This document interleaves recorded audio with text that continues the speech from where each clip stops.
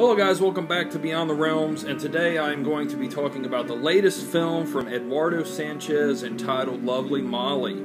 For those of you not familiar with Eduardo Sanchez's name right off the bat, most of you, I'm sure almost all of you, will know him as the co-director of the Blair Witch Project. Several years ago he did a film also entitled Altered, probably about 5-6 years ago, at least, something like that, at least 5-6 years ago. An alien horror film. I really enjoyed it. So, you know, I didn't really know a whole lot about this film. I've heard a few people mention it, you know, and a few people said they like it, but I really don't know a whole lot about it going into it. But anytime I hear of him doing a new film, I'm always interested in seeing what he comes up with. Before we start, I have to say, as you can hear, I've got some music playing here. I'm playing an old CD I've had for a long time, Midnight Syndicate, Realm of the Shadows, and if I'm not mistaken, this is the very first CD they ever put out, and they've done a lot since then, actually. I'm trying to make sure it's not too loud. But yeah, very cool, like horror, instrumental, doomy type feel to it. And then also I'm going to try out this here, from Samuel Adams. It is Chocolate Bach, which I've never had before. Crazy brought this over to me last weekend when I was visiting Ohio, and I didn't get to try it over there, so I'm going to try it now. Chocolate Bach. Here it goes. Chars.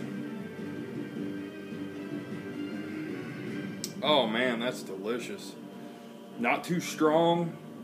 Oh, a lot of chocolate flavor, and it's 5.8% alcohol. Delicious. Thanks, Crazy. So, to get to Lovely Molly, it tells the story of Molly and Tim, who are newlyweds. They move into Molly's childhood home she grew up in. It's a very old home. You know, you can just tell right off the bat it's old without even saying that part. You know, it's just an old house. And Molly is a recovering drug addict also, which you find out very quickly. And, you know, when they move into this house, the first night there, the alarm to the house goes off, and they find their door, one of their locked doors that were locked previously, wide open. So they call the cops, and you know, he shows up. There's nobody there. They thought they had heard somebody, but the cops find nobody there, so they leave. Well, Tim is a truck driver, so he has to head out onto the road and leave Molly there by herself. And you know, when Molly's there by herself, stuff just, it escalates. Like, you start hearing more with the housers. She thinks she sees somebody at the back door. She calls the cops again. The cops tell her, you know, it's probably just local kids playing around. You know, the house before they moved in was abandoned for a while and all this stuff. And, you know, but it just continues to get worse for her. And, you know, she has a relapse into her drug addiction. And, you know, there's just a lot of things that happen. Tim comes back and he sees that her, you know, her state that she's in. She's really worried about the house. She's scared to death. Then he finds out she's using drugs. Molly's sister, Hannah, tries to help her out. Molly insists that their father that died years ago is still alive, and he's the one that's messing with her. You know, but Tim and Hannah cannot convince her otherwise, and you know, they start to believe she has some psychological problems and stuff like this. And you know, the whole thing just continues to get more and more out of control. Tim finds Molly's behavior more and more erratic, and he just doesn't know what to do, and it takes violent turns as it goes along. And that's your basic story for setup for Molly, or Lovely Molly. You know, guys, this film was, I thought it was really cool how, I'll turn this down a little bit more, just in case it's too loud. I really liked how Eduardo set this up. You know, it starts off as a haunting story. You know, then it moves into psychological thriller, and then it also moves into possession style later. I mean, and it's pretty damn seamless how he does it. You know, I mean, you can distinctly see those three subgenres taking place in this story as it progresses, but it's not disjointed, or none of it seems out of place. It flows very seamlessly with the way it was wrote and the way it was executed. I really, really like that, because not a lot of films can pull that off. At least I don't think, you know, that I've seen. I mean, a lot of times it just doesn't play as seamless as this one does. And, you know, Gretchen Lodge, that plays Molly, I thought she did an excellent job. I mean, there's a lot of emotional scenes, and a lot of trying stuff, had to be trying stuff for an actress to pull off, and I thought she did really good. I mean, because, you know, first she's very together, you know, she's recuperated, she's gotten over her drug habit, and then, you know, she gets back into that, and then she's got all this stuff going on at the house. So there's a lot of emotional scenes that she has to pull off that, you know, hinging on her performance is how well this movie would turn out, and I'm thankfully can say that she did a really good job in this. Sorry for the break there, it was calling my name. But she did a really good job in this. And Johnny Lewis, which it's very unfortunate to say, actually just this past week he committed suicide in real life. Johnny Lewis, apparently the way it's looking like now, he murdered his landlady and then he jumped to his death. Very tragic. But, you know, I read this in the news, and when I started watching this movie, I had no idea he was in this, and I started looking, I was like, damn, I'm pretty sure that's the guy that just died this past week, and I looked it up, and sure enough, he was. He does a good job also, very good as a comforting and supportive husband, you know, that's just very worried. I mean, you see the look on his face sometimes that he's just kind of at his wit's end. He doesn't know what to do, but he's not going to give up on his wife. You know, very, very good performance from him. You know, it's the two leads in this I thought were really good. You know, there's just, I have to mention also, there is an amazingly hot sex scene that happens in this movie while Tim is making breakfast. Molly just comes in and attacks him, and they get it on right there in the kitchen. A very hot sex scene for those of you out there looking for a sex scene that's very hot. Very, very good, though. And moving along, you know, I like I said, how there's three subgenres going on at the same time, but when the movie got to the end, I kind of felt unfulfilled, to be honest with you.